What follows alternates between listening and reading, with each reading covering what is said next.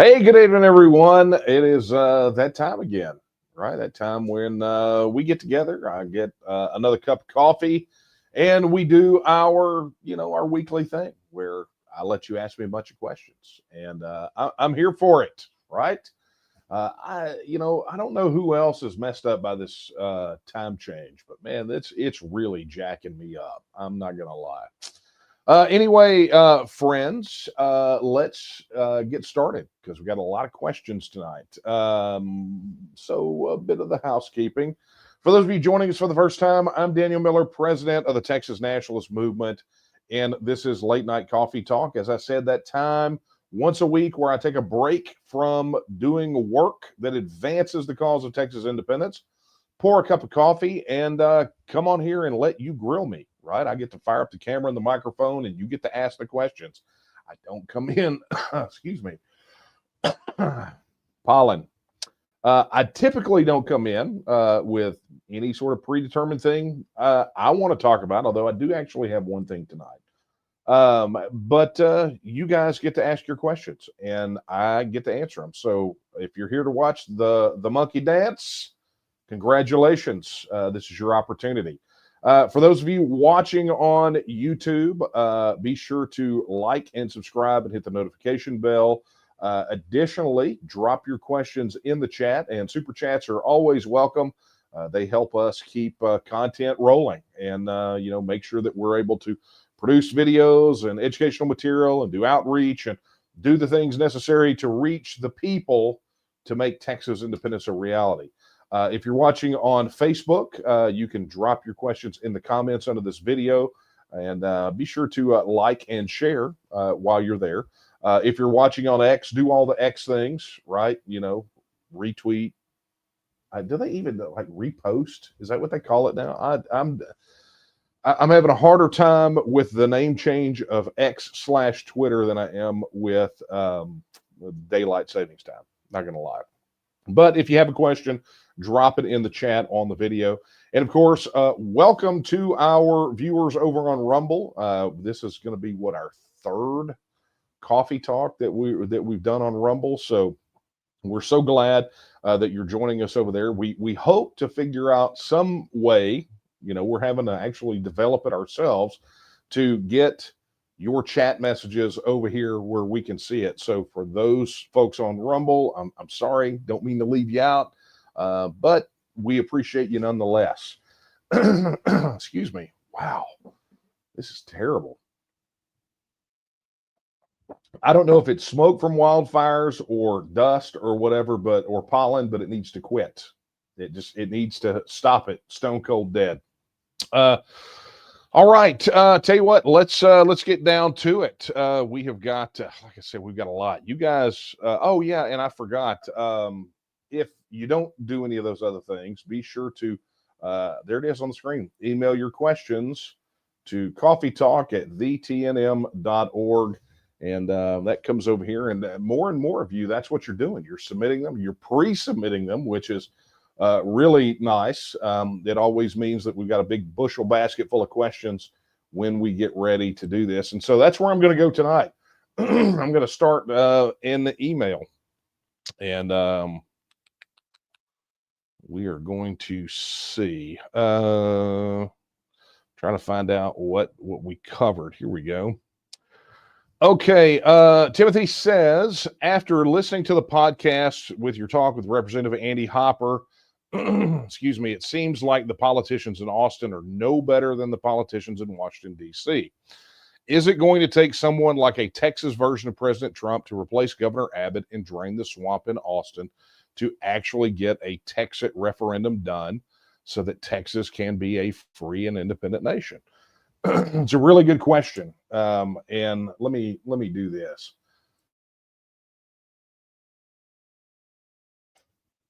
Pollen. Ugh, terrible. So it's a great question, Timothy. And for those of you who don't know what he's talking about, Timothy said that he watched the most recent episode of the Texas News podcast, which was almost an hour-long interview with State Representative Andy Hopper. Now, he's a Texas First pledge signer. Many of you guys know we actually did a live stream with him, gosh, I don't know, 2 years ago, 2+ years ago, where he talked about some of the wokeness entering into the Texas State Guard. And so, Andy is now a state rep, and he took some time out from what they're doing up there to visit with me for the Texas News podcast. And, I've gotten a lot of comments about that particular episode. And part of it is, first and foremost, just folks that have not been really kind of wired in to the legislature and some of the obstacles that we face on the Texas issue, plus so many other issues, just absolute shock. And it did take, some of the stuff took some of the jam out of people's donuts.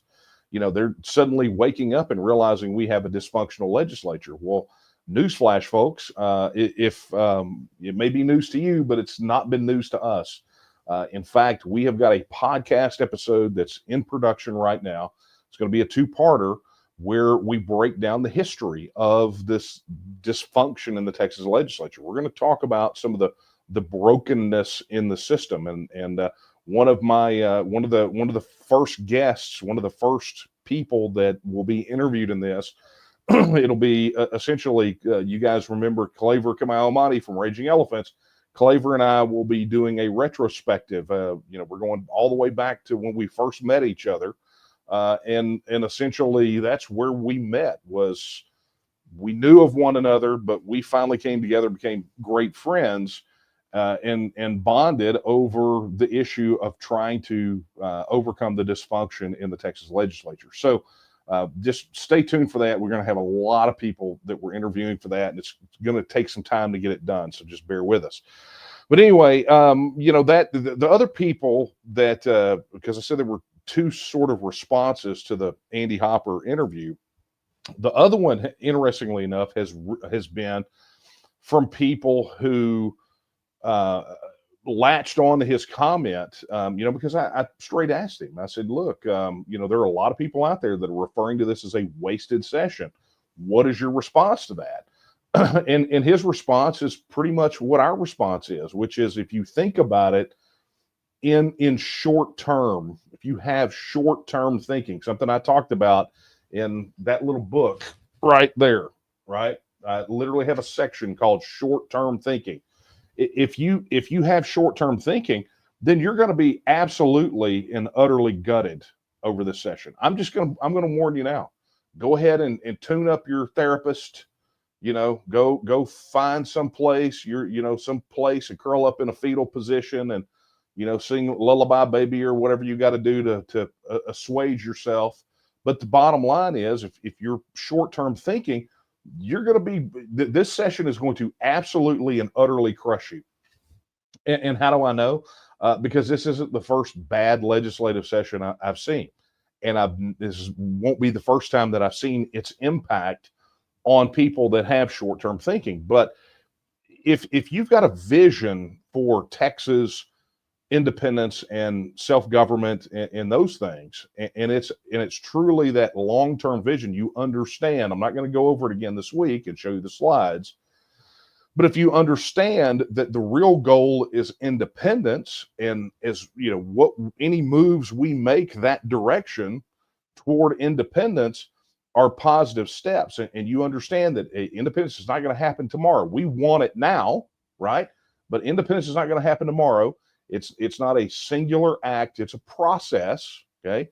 If you understand that, then you begin to view these legislative sessions and measure them against what sort of progress you're making toward the ultimate goal. Is Texas becoming more independent? Are we moving closer to disentangling ourselves from the federal government? And so that's the other response. And Andy kind of echoed those sentiments, and I'll let you go listen to the podcast. I'm not going to review the whole thing, but you're going to want to go watch it. Just like I recommended the podcast episode with Javier, you're definitely going to want to listen to this one from Andy. It was just phenomenal. He shared a lot of the inside baseball that's going on. But to Timothy's point, is it going to take someone like a Texas version of President Trump to replace Governor Abbott and drain the swamp in Austin? there's a big difference here, and it's that Texas constitutionally has what is effectively called a weak governor, and that's on purpose. When the Constitution of 1876 was passed, it was a post Reconstruction Constitution, and they had been through some governors that acted like effectively like dictators and did all that stuff, and so it's effectively a pretty weak position. Where Abbott is strong in his war chest. You got to give credit where credit's due. Politics runs on money. And if you don't believe me, ask any candidate that has ever run for office. It really does. I can remember when, you had that situation. I can't even remember what state it was up in the Northeast. You had a guy spend like $35 and he won like a state Senate seat. And he knocked out the way that they pick their lieutenant governors. They pick it from the president of the Senate, from the Senate members. And basically that's how it went. Everybody's like, see, you can do it with $35. Like, no, you can't. Lightning doesn't strike everywhere all the time, right? It's pretty random. And that was a random series of events. Okay. But you got to give credit where credit's due. Abbott is the most prolific political fundraiser in Texas history. And you don't have to take that. You don't have to take it from me. Right. I mean, he holds the record for receiving the single largest political contribution in Texas history, from a particular person. That accumulated total was over 12 million. I mean, he went in at one point, he had a 20 some odd $1 million war chest. Just go look at the spends. I mean, I'm not going to go through all that again. It's previous episodes of Coffee Talk where I talk about campaign finance and how much money comes from outside of Texas. But he is a prolific fundraiser. I mean, he just is. And so it gives him the ability to go out there and put his thumb on the scales. When he came out and started endorsing in primaries, Rick Perry did it first, started endorsing in primaries. That when Rick Perry did it, it was like earth shattering. Like people were just absolutely aghast. But Greg Abbott kind of came out of the gate doing that sort of thing because he understood that he could leverage campaign finance to get his goals accomplished in the Texas legislature. If these people were effectively beholden to him, whether they wanted it or not, and he could sway those races, then he could put people that were effectively indebted to him in the Texas legislature. And so his power comes not just from being the governor, but from being a prolific fundraiser. And being able to shuffle pieces around and get people that are very grateful for his assistance into the Texas legislature. He does not have, as governor, any real direct power to drain the swamp. I mean, he could work on some things with the administrative state. I mean, there's a few things he could do. But the real dysfunction here is in the Texas legislature. And so his power only extends into how much money he can put into those races, and that's really the secret of it. So you could knock Abbott out of the boat, right? You could get somebody to run against him, and I'm going to tell you, they have to be well funded. They're going to have a lot of money to make that happen. But you could take him out, and he could still have his war chest and still get his agenda effectively accomplished. Now there is some merit. There is some benefit to having the title of governor.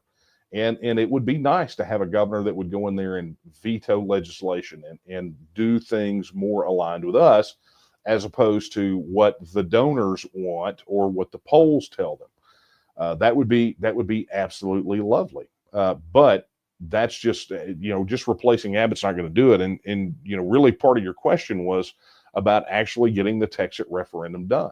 When you're at that level where Abbott is, I've already told you in this conversation what moves Abbott. It's donors and polling. Okay, so what does that mean? Well, that means money, right? In other words, you got to hit him at his donor class. That's where you got to hit him, and polling.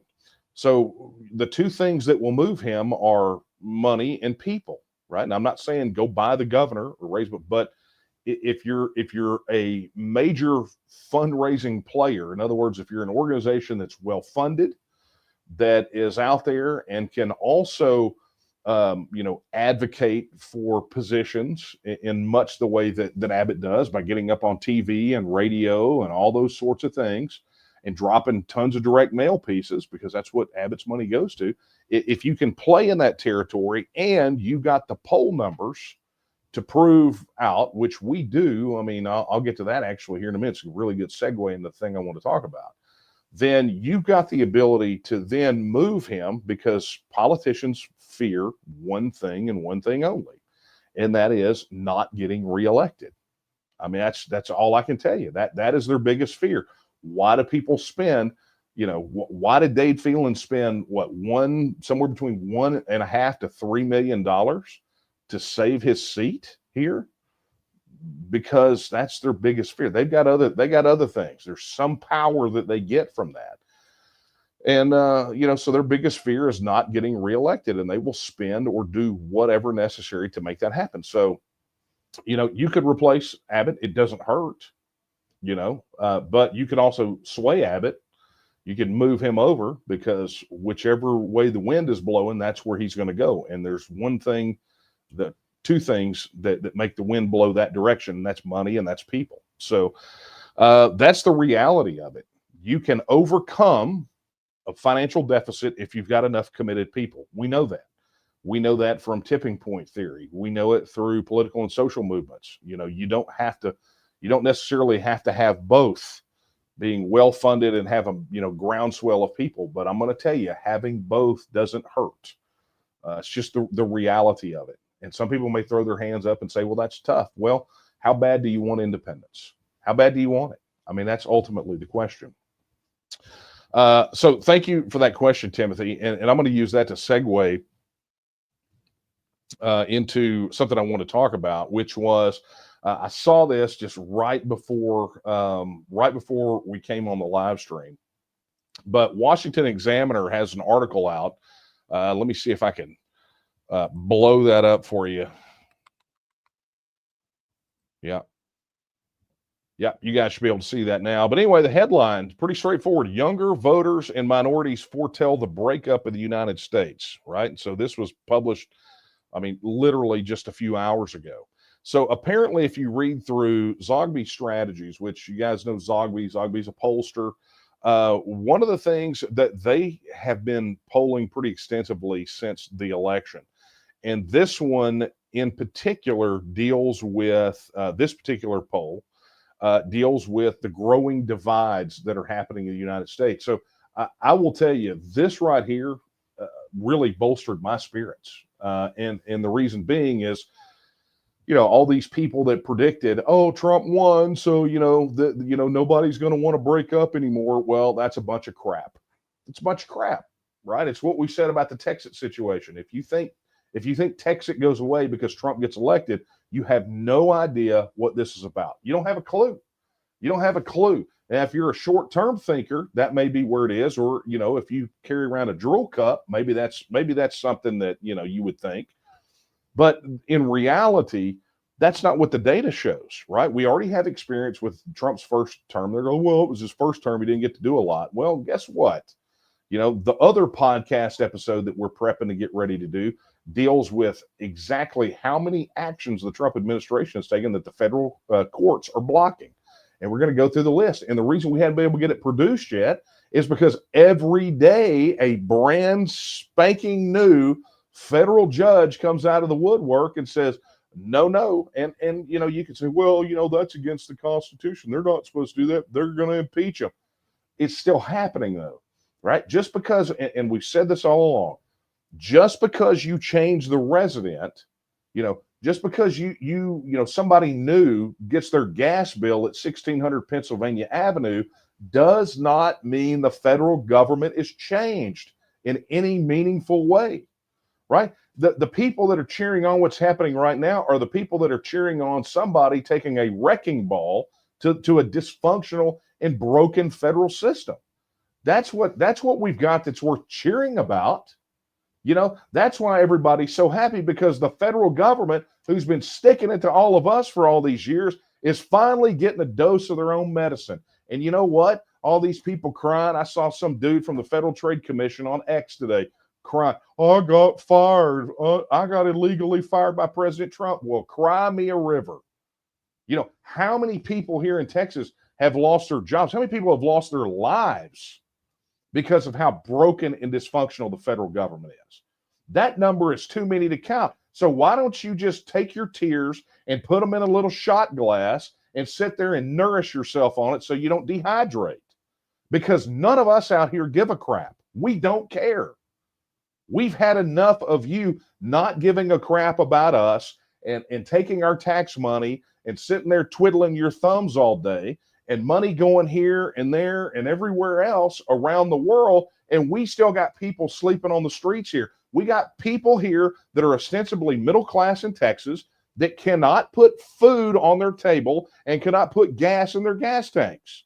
You see, it's people like us at the TNM. That's something we care about. That's why we're fighting so hard to be free from the federal government. And you got these boo-hoo whinies on the, these thumb suckers on social media whining and crying because their gravy train came to an end. So what? I don't give a crap. And I don't think anybody else here does either. You know what? Go find a job in the prep, start a business, and then have to jump through and wrestle with all that red tape you people put on all the rest of us for decades upon decades. See how you like it. Maybe if you got to live out here amongst us plebes for a while, then you'll understand why we're all so upset. Maybe, just maybe. Maybe. But I digress. The Zogby poll, this is what it found. Here's first sentence. As politics increasingly divides America and the public, there appears to be a growing expectation that states will make moves to break away from the United States. And then I take exception with this, the first step in a second civil war. No, it's not. It doesn't have to be, right? And without these nut jobs running everything in the civil service in Washington, D.C., it probably won't be. Right? But that's not the first step in a second civil war. That is a bridge too far. Stop jumping to conclusions. It doesn't have to be. States can decide that they want to withdraw, and we do it in an orderly manner, and we say, okay, here's the deal. You guys don't shoot at us, and we won't let you freeze next winter. Right? How about that one? But the numbers were pretty doggone interesting because it says new. So now again, this is going to be one of those I get to say, I told you so moments for people out there. New data shared with Secrets from John Zogby Strategies found that younger voters, Hispanics, and Black voters believe that so-called secession is likely. I mean, so I want you to go back and I want you to think about all the times that the media called us, because secession, the S word, which technically this isn't, but how they always said, no, it's only old white people, old white men that believe in that. And if I had a nickel for every time that some media outlet or some hack on the other side of this equation said that kind of crap, then we would never have to raise another dime for this organization. We'd be flush. I'd be Scrooge McDuck swimming in a room full of gold coins, right? But that's the kind of crap that they say. And what we've always said is, what's funny is we run the numbers on registered supporters in the TNM, and the demographics of the TNM more closely reflect the demographics of Texas as a whole than either major political party. And they're like, bull crap. How come you don't have young people at your meetings? Because young people don't go to meetings. They don't care about going to Golden Corral and getting the free food. Young people don't care about eat, meet, greet, retreat. We have meetings like that because there are some people that like that. That's an effective way to get things done. But they're organizing online. They're organizing digitally. I mean, that's what happens. And so, they throw all these really ridiculous arguments in, yet here it is.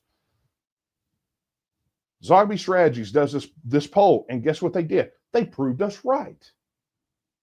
It reinforces exactly what we have been saying for years. Look at this. Pollster Jeremy Zogby's latest survey found that 41% of younger voters, 18 to 29, believe secession is likely, as do 39% of Black voters and 51% of Hispanics.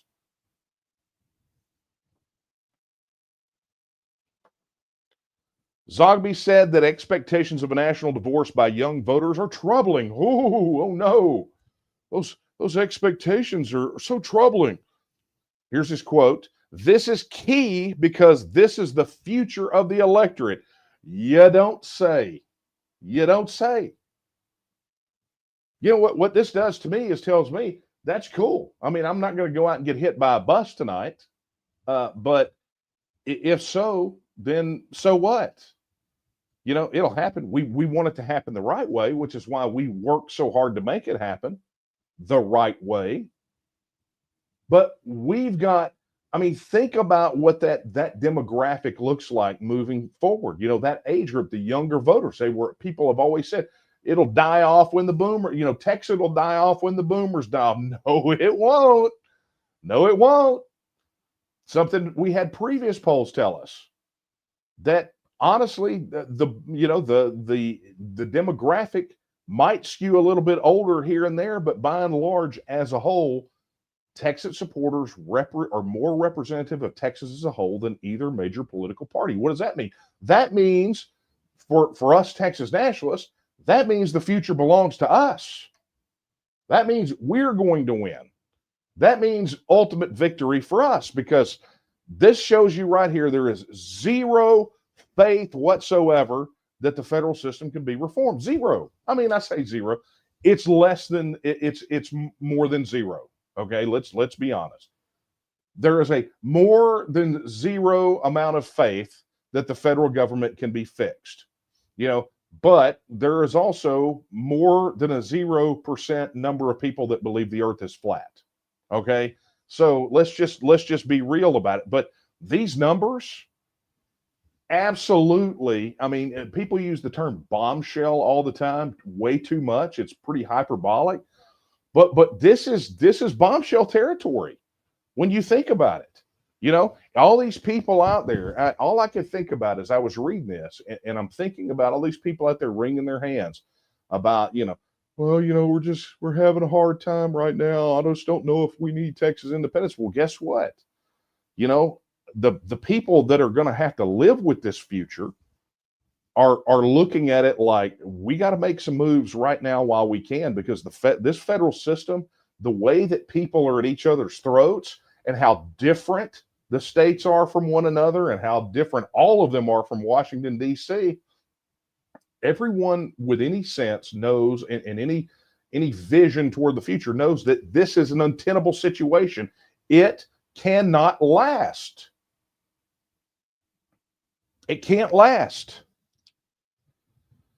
The results come as other polls show growing expectations among voters of a politically driven civil war, as the Republican Party is winning fast-growing support from younger Black and Hispanic voters. Now, I said this, and I think it was on the last Coffee Talk, and I did an interview on the Defiance Daily podcast, and I've said it several times since the election, that I believe at this very moment we are closer to a civil war than we were before the election.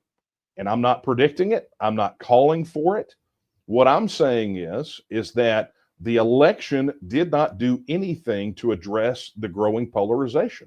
Neither camp, not that there are two camps, but neither camp in the federal elections was going to satisfy the other one with a candidate. You know, Kamala Harris on one side, Donald Trump on the other. You know, it was going to be bad. I mean, look, we're talking about 18 months worth of polling leading up to the election, where 40+% of Americans, whatever that means, right? Because I've been critical of definitions and polling before, but 40% said that the United States was headed for a civil war in the next 10 years. And I believe those numbers are only growing. And here you're seeing these numbers being reflective of what's happening on the national divorce front. You know, we're talking, I mean, here they're framing. The new numbers also come against a backdrop of violence on the left against Trump's team, notably Tesla founder Elon Musk.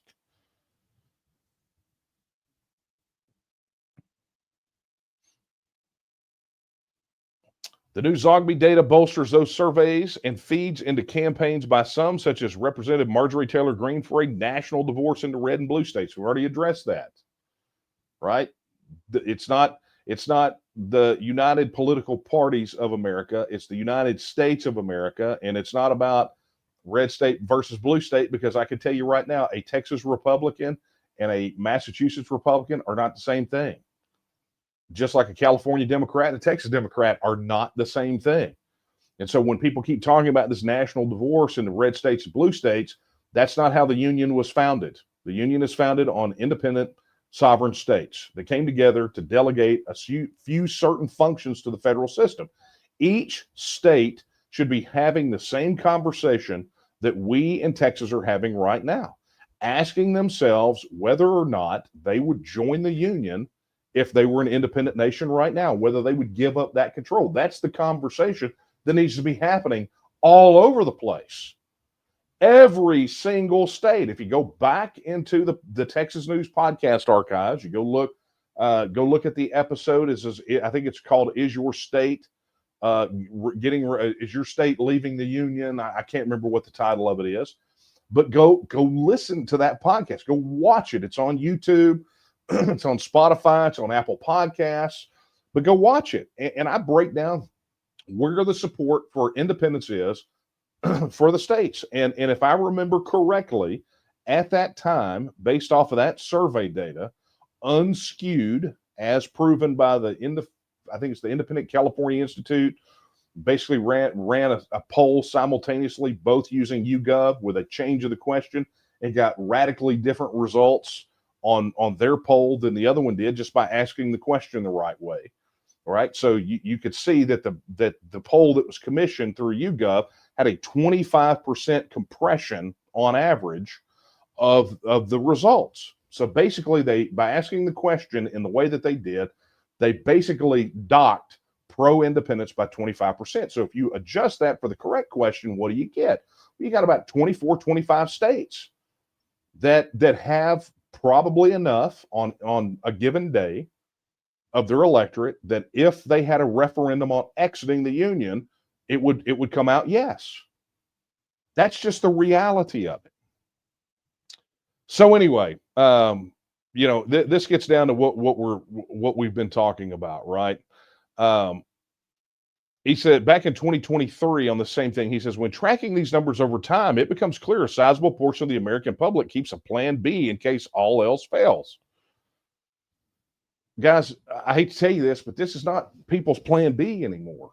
They're looking for the escape boats. They're tired of bailing water on the Titanic, and they understand that if they wait around too long, this joker's going to be at the bottom of the North Atlantic, and James Cameron's going to be looking for it with a little mini sub, right? I mean, that's what's going to happen.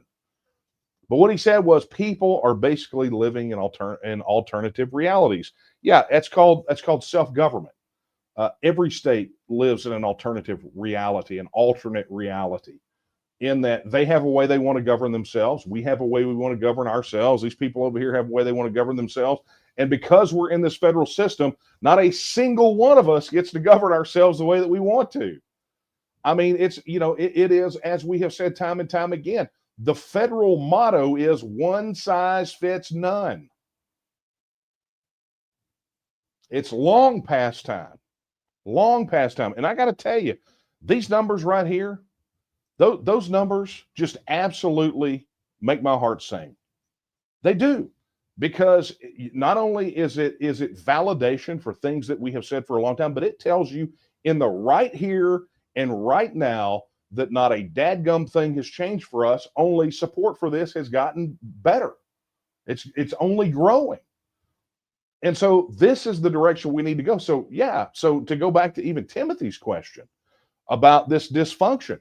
Look, if you're short-term thinking kind of person, you're probably going to want to turn this off because it's not going to interest you, because it has something to do with things we need to do after tomorrow, right? But here's the bottom line. You need to be looking at a couple of things. Number one, that piece of legislation that Representative Hopper filed, right? It's weird calling it Representative Hopper, but you need to look at that piece of legislation that he filed. There's an article about it on the TNM news site. Go look it up. Right? But it is essentially a piece of the Texas Independence Referendum Act that would have gone after the referendum, stuck at the beginning.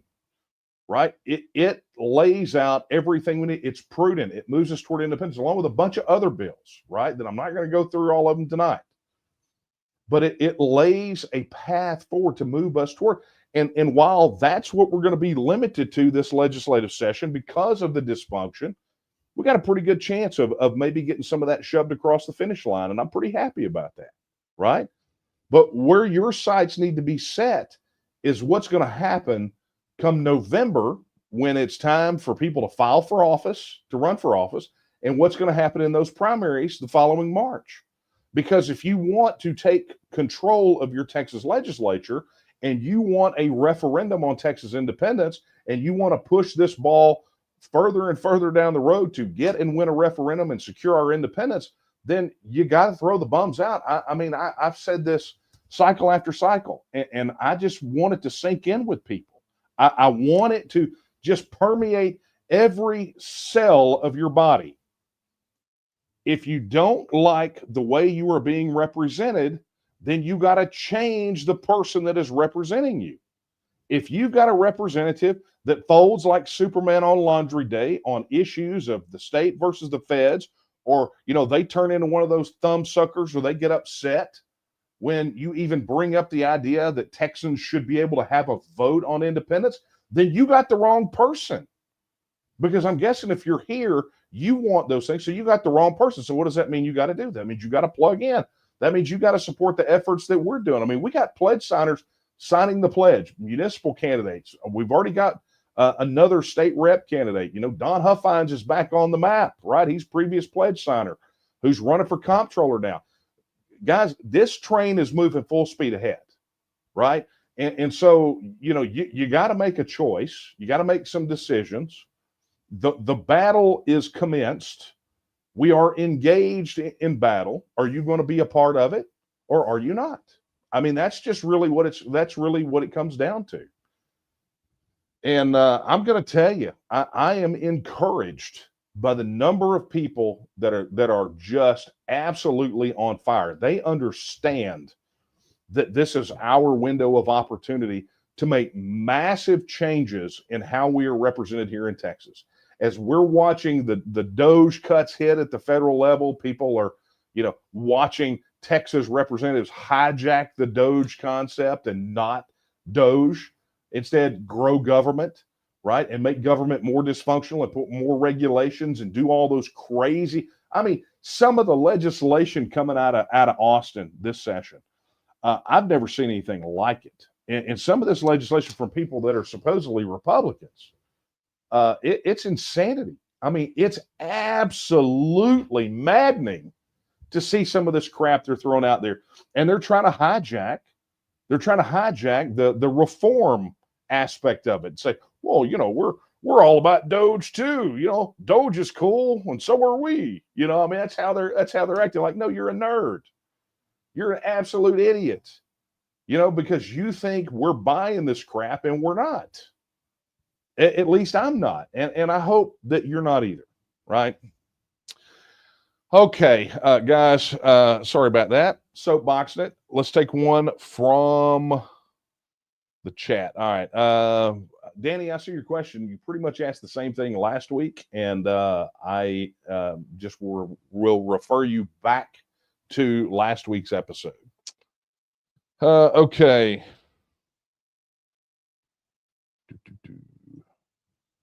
Let's go over here.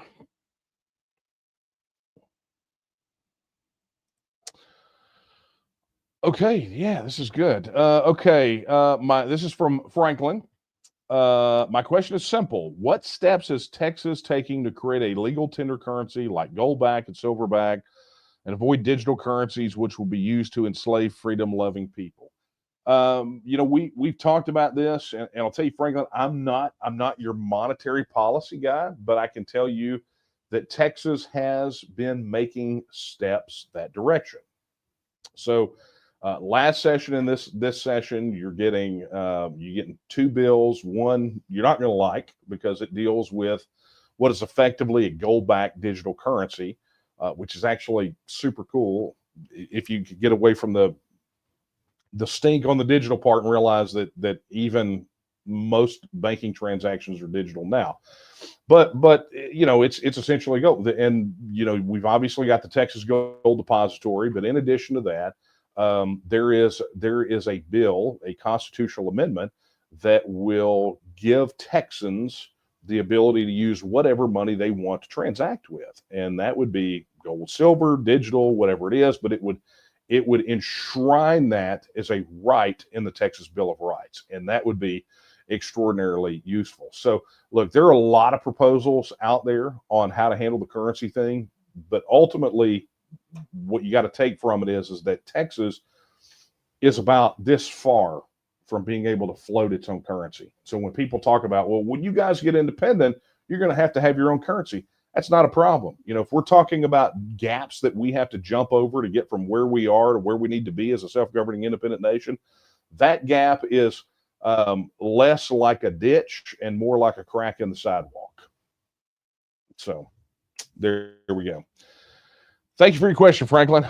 Hey, real quick, I know I ranted a little bit longer than I was supposed to, but a reminder, if you have a question, drop it in the chat. If you're on YouTube, in the comments under the video, on Facebook. If you're on X, drop it in the chat on the video. You can also still send them in. The address will be there at the bottom, coffeetalk@thetnm.org. Okay, this is fun.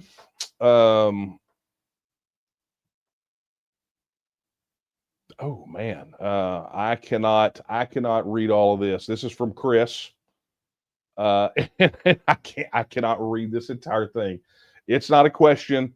It is a research paper. But I will read it, I promise. But anyway, I think the question is the question is actually in the subject. How do we convince Texas conservative legislators Texas is still a necessity even with Trump being in office? I can tell you that the conversations that we have had with some of the legislators, their concern is not about the lack of necessity. The concern that they have is the lack of preparation and the dysfunction in the Texas legislature that would block us from putting it to a vote of the people. That's the big concern. And so, additional preparedness, aka measure twice, cut once, and clearing out this blockage to make the path. I mean, you're outnumbered. I mean, let's just look at this.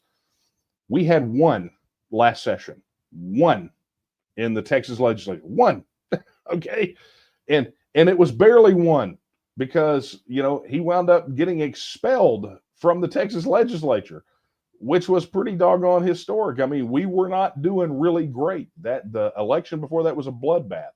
We're coming in with 10. I'm going to tell you what we need. We need to replace 10 to 20 more.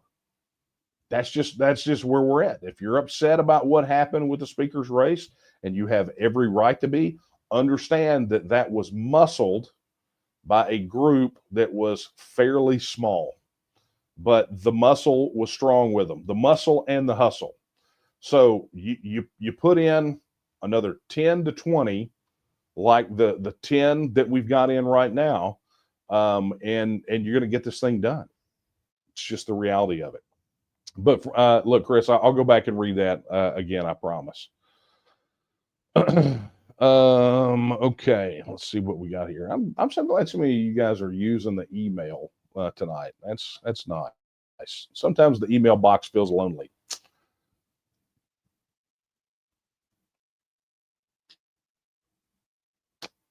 Okay, so here's a fun one. Every day we see how foreign influence and alliance has weakened the United States. How can TNM guarantee that our government stays without influence or is indebted into another power like Israel, Russia, China, and Mexico? What is your personal relationship with Israel, and how do we know your leadership is also not compromised? Okay, so let me just take it one question at a time. The TNM's job is watchdog, but ultimately the responsibility for seeing that our government stays out of entangling foreign alliances is not the TNM's. That's not our responsibility. Our responsibility is to organize people to achieve, go look at our mission, right? To secure and protect the political, cultural, and economic independence of the nation of Texas. Okay.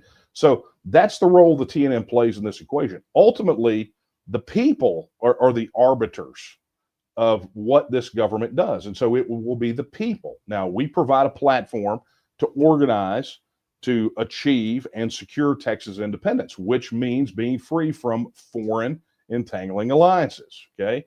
So, good news there, right?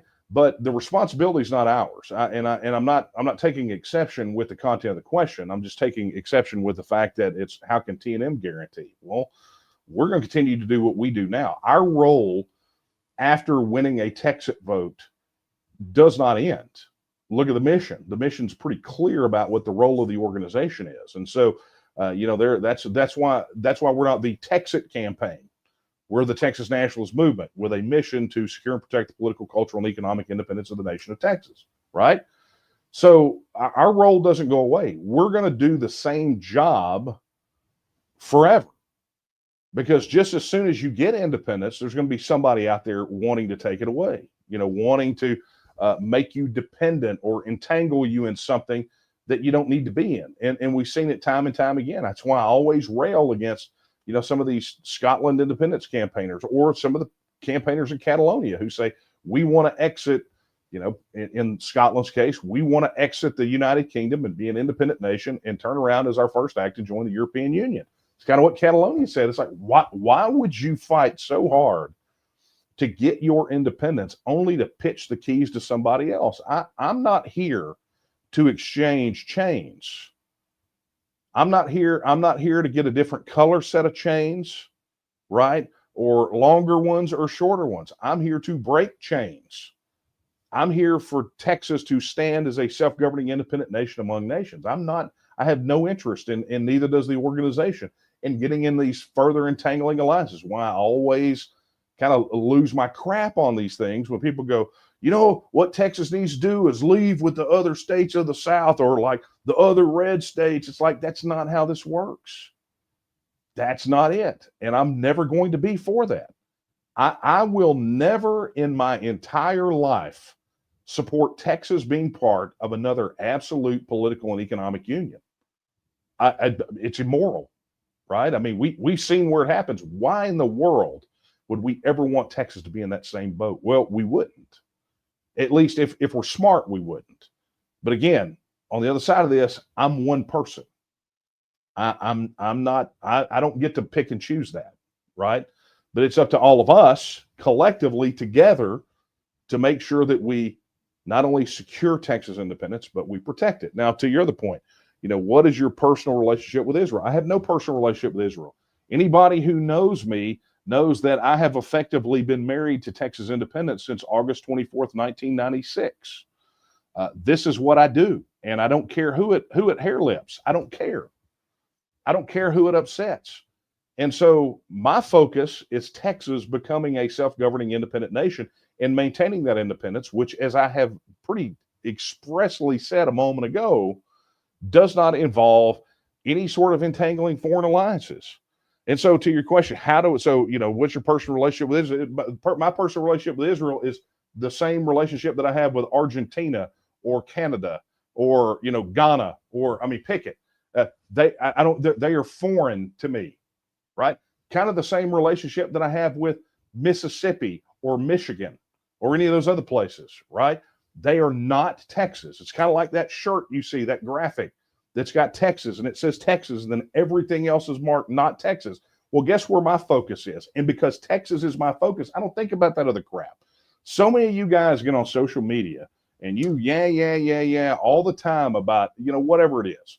If it's Israel, Palestine, or if it's, some this stuff between Ukraine and Russia, and I'm saying, not that I don't have maybe a personal opinion on these things but that's not my focus. I don't have enough time in the day to go get mixed up in other people's crap. I'm trying to make Texas independent. I don't know what some of these other people are doing. Well, I know what they're doing. They're getting money off of engagement on X. That's what a lot of that is. But I don't have time for any of that other stuff. So you're like, how do we know your leadership is also not compromised? Uh, go look at the fact of what I just said. I've literally been married to this issue since August 24th, 1996. I have paid a wicked, wicked, wicked price personally to put Texas independence above everything else in my life. Everything else. Well, let me tell you a little short story. People that are compromised, they don't go as hard in the paint as I do. They don't. You guys know everything there is to know about me. I'm about as transparent as you could possibly get, and I'm about as straight with you. But all I can tell you is, if you're concerned about that, then all you got to do is just watch my smoke. If you're concerned, okay. One day maybe we'll have that conversation, all of us, and I will tell you how wicked the price has been that has been paid to keep us, not just to keep this issue advancing, but just to keep it alive. Maybe one day, we'll have that conversation. I'll tell those stories. Now, I have refrained for many years, and Kara will tell you this. I've refrained for many years from talking about these things, because I was, my fear was it would scare the crap out of people. They would run for the hills if they heard the price that was paid in those very early days, and continues to be paid to some extent, right? That people would run from the hills. Look, you guys are moving toward Texas independence on a paved road, compared to what we had to do, which was basically hack it through the jungle. We had to hack a little path through the jungle to get you to this paved road. And I think sometimes about people that talk about how hard it is now. I'm like, man, you just don't know hard. You just don't know. You don't know. You don't understand hard. And God is good. And as such, you probably won't have to. But sometimes people pay the consequences for their choices. And so you might. Thank you for your question, Alejandro. I do appreciate it, sir. Okay, let's go over here and see what we got. Oh yeah, we got some good ones. Okay, so Deline asks, as far as our own military defense, how well is Texas prepared? Not as well as I would like. That's me personally. I think from a policy standpoint, a policy and advocacy standpoint, in the TNM, I would say that the TNM doesn't believe we're as prepared as we need to be either. Look, Texas has a 3-branch military, but too much of the focus is on the National Guard, whose command is bifurcated. They can be called into federal service. The Texas State Guard cannot. And so we have advocated in the past for a massive expansion of the Texas State Guard and funding, and essentially shifting the focus over to the Texas State Guard, fully militarizing them. This was the thing we have advocated for in relation to the border, which was when the Biden administration and administrations previous wouldn't do anything about the border.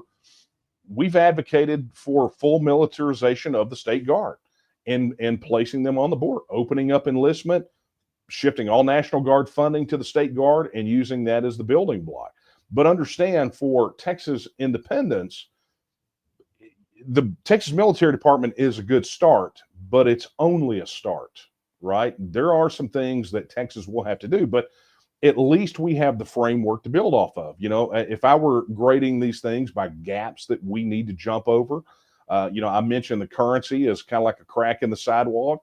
The military one, in my mind, is a bit I'm not going to say it's the Grand Canyon, but it's bigger than a ditch, and it's a heck of a gap that we have to jump over, and it will take legislative will to make it happen. Right now, the legislature is absolutely too engrossed in a bunch of nonsense bull crap and not thinking about the future, right? I mean, they're not thinking about the future. So, how well are we prepared? I mean, we could get there, but it would be better if we did it consciously on our own timeline than being forced to do it under duress and extraordinary circumstances. So Anyway, Delane, thank you so much for your question. Okay, let's get down to this. Okay, Bishop David asked, do you think that Pam Bondi and the rest of the Trump administration would be any easier to work out a separation than a liberal one?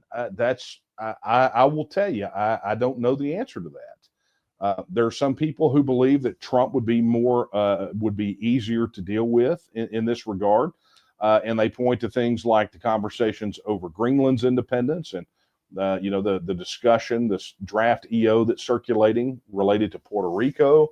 Um, but I don't see any coherent um, acknowledgement of the right of self determination. Right. So, we have that article on the site. We had Trump's joint address to Congress where he talked about acknowledging Greenland's right of self determination.